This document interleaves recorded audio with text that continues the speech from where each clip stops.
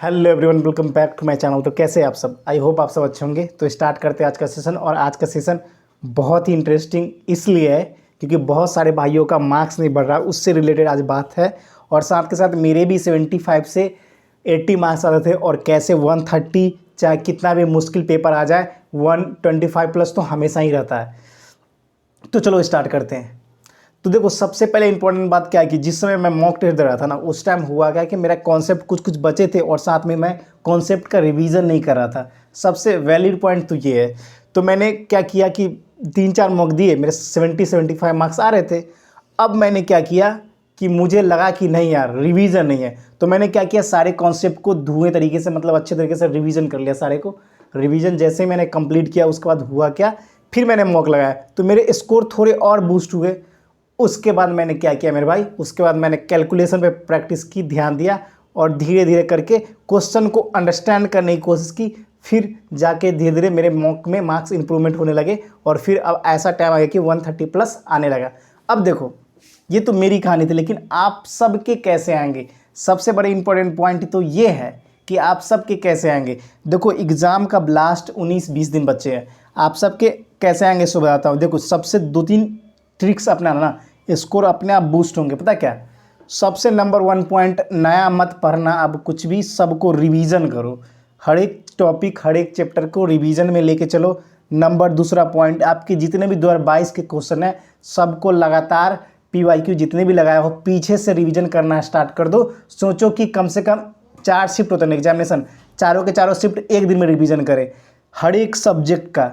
इससे हुआ क्या कि आपकी बेसिक कॉन्सेप्ट की क्लैरिटी तो बढ़ेगी बढ़ेगी, साथ के साथ जो जो चीज़, न्यू चीज़ जो आप प्रैक्टिस किए हो, भूल भी गए हो, उसकी प्रैक्टिस हो जाएगी और एग्जाम में अच्छे कर पाओगे।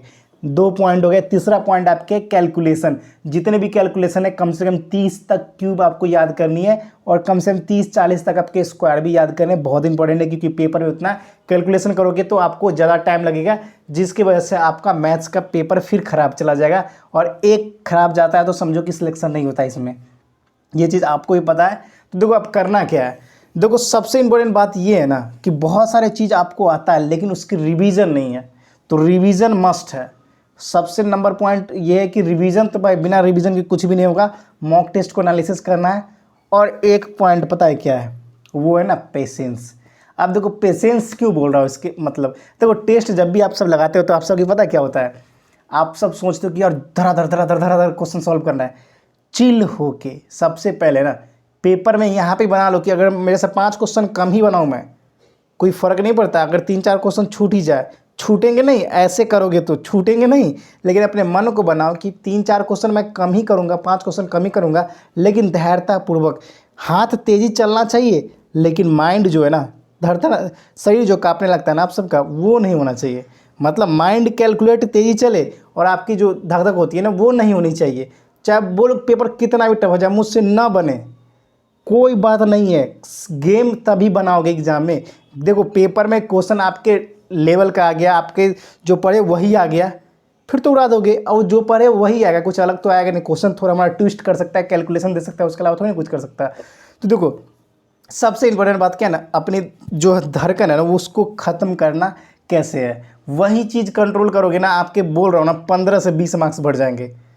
मैक्सिमम बच्चे का यही हाल है, सबका, जितने भी अभी तक दिए हैं ना, सबके वही वजह से आपके मार्क्स कम आते। बाद में वही क्वेश्चन सॉल्व करते हो, ईजी हुआ था यार, ईजी था, उस समय सोच नहीं पाया, उस समय कर नहीं पाया, उस समय दिमाग नहीं चल पाया।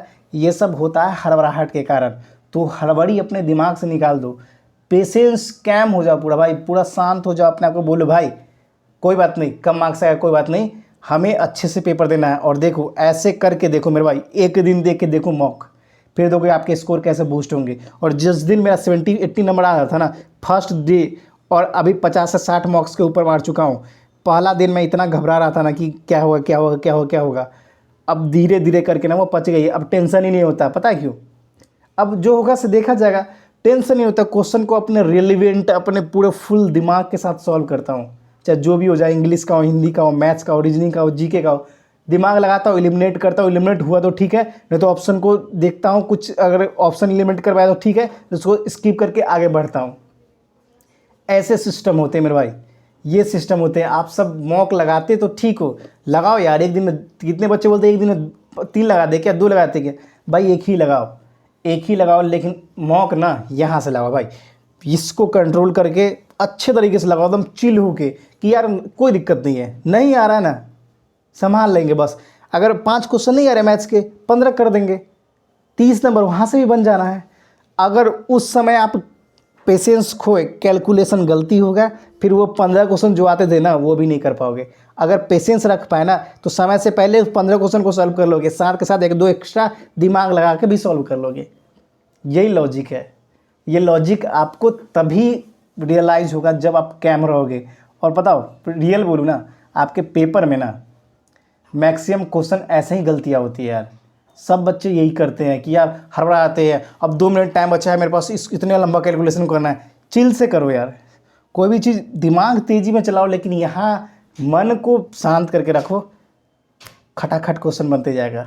ये होता है लॉजिक। और ऐसे करो ना भाई, मैं इतना बोलता ना, गारंटी आपके मॉक के स्कोर ना बढ़े ना, फिर आके मुझे बोलना। बढ़ने भाई 100% बढ़ने, जितने भी आते हैं ना उससे 10-15 नंबर एक्स्ट्रा आएगा। ये होता है चीज़ें। और जीके का सिस्टम क्या पता है, जीके का देखो, कोई बहुत सारे भाई ना छोड़ देते हैं। मान लो 2 ऑप्शन एलिमिनेट कर लिए भाई, तीसरा देखो उससे रिलेटेड है, फिर उसको देखो, दोनों में मैच करो। फिर अगर आपको कुछ भी नहीं आ रहा तो फिर तो भाई क्वेश्चन को छोड़ना है। अगर आपको 2 क्वेश्चन एलिमिनेट कर लेते हो फिर आप कर सकते हो यार, उसको जाओ, उसको अटैम्प्ट करो, क्योंकि आपके निगेटिव मार्किंग बहुत ही कम है। और अगर उसमें लग गया सही तो फिर आपके मार्क्स और बूस्ट हो जाएंगे। और निगेटिव में मार्क्स ही कटेगा ना, थोड़े 1/8 कटेगा, क्या फ़र्क पड़ता है उससे। तो ऐसे अप्रोच थोड़े थोड़े रिस्क भी लेने पड़ते हैं, तो रिस्क भी लेने की कोशिश करो। रिस्क तभी लो जब आपके अच्छे क्वेश्चन सही हो, पता चले कि सही 40 किए हो और फिर सोचो कि रिस्क ले ले, तो ऐसा तो नहीं होगा ना। पीछे तुक्का लगा के आ रहे हैं और सीधा रिस्क खेल दे, ऐसे तो रिस्क खेलोगे तो फिर नहीं हो पाएगा। तो ये सारे बातें हैं मेरे भाई। और एक चीज़ बताऊं आप सबको, आज मैंने PDF river and it's tributary, मतलब सहायक नदी जो होती है, प्रमुख नदी और उनके सहायक, वो सारे अपलोड मैंने पहले ऑलरेडी कर चुका हूँ। सुबह में जाके उसे देख लेना, उससे 1 या 2 क्वेश्चन हमेशा देखने को मिलता है आपके। या तो गंगा का पूछेगा, या सतलज का पूछेगा, या इंडस का पूछेगा, या यमुना का पूछेगा, किसी न किसी रिवर का जरूर पूछेगा आपके ट्रिब्यूटरी। ऑप्शन में 2-3 दे रखे होंगे सही, एक या तो ऑड पूछ देगा, या 3 गलत दे रखे हैं तो एक सही पूछ देगा। ऐसे क्वेश्चन बनते हैं। वो टॉपिक आप छोड़ नहीं सकते मेरे भाई, छोड़ दिए ना तो कहानी खत्म हो जाएगी। कल मैं सुबह में फिर G20 का अपलोड करूँगा।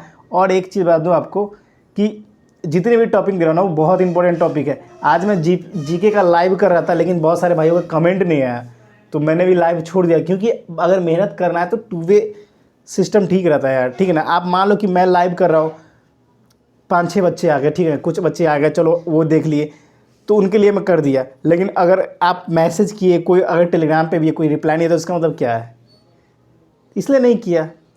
और जीके का अगर लाइव चाहिए तो भाई कमेंट सेक्शन के नीचे पिन कर देना, मुझे बता देना कि भैया हाँ भैया जीके का प्रीवियस ईयर वाला लाइव लाओ। तो संडे के दिन मैराथन रखेंगे, डायरेक्ट 12, 15, 16, 18 शिफ्ट का सीधा खत्म कर देंगे। इधर 2-3 शिफ्ट का तो करवा ही रहे हैं, समझ गए। और मॉक का स्कोर बढ़ेगा मेरे भाई, बस पेशेंस रखना, बहुत इंपॉर्टेंट बात है। और चलो फिर मिलते हैं नेक्स्ट वीडियो में, फिलहाल इतना ही।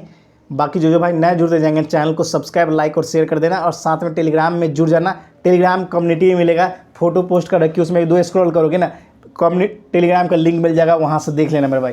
और एक चीज़ बात दूँ मेरे भाई, सच में टाइम नहीं मिलता यार, सच में आप लोग का कमेंट का जवाब देने में टाइम नहीं मिलता। क्योंकि पता है यार, लास्ट टाइम में रिवीजन मुझे भी करना है, आपको भी करना है, तो रिवीजन पे ज़्यादा फोकस करो, वीडियो देखो, जो इंपॉर्टेंट बातें लगी उसको कमेंट कर दो, स्पेशल मुझे मैसेज कर दो, देखूंगा, उसको रिप्लाई दे दूंगा। क्योंकि मैं अभी भी सबका रिप्लाई देता हूँ, सही बात तो बोलूँ, ये समझ गए, इस चीज़ को ध्यान रखना। और सबसे इम्पोर्टेंट बात ये है कि रेलिवेंट क्वेश्चन करना मेरे भाई, समझ गए। फिलहाल इतना ही। जय हिंद, जय भारत, वंदे मातरम। सब्सक्राइब और लाइक जरूर करके जाना। जय हिंद।